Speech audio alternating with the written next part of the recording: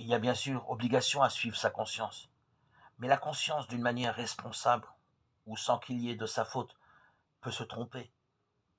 C'est pourquoi il y a également obligation de former sa conscience, instance judicative qui requiert information, raisonnement et rectitude.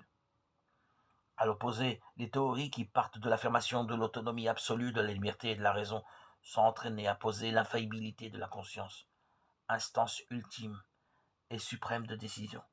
Mais cette exaltation de la conscience conduit à une impasse redoutable.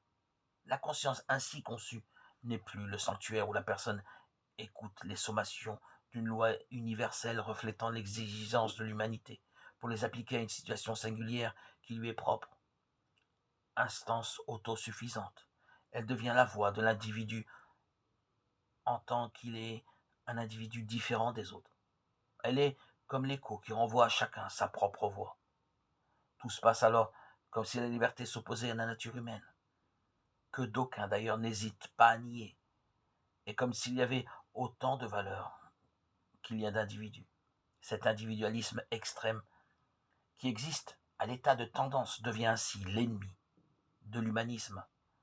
Là encore, il n'est pas difficile d'en mesurer les conséquences au plan social.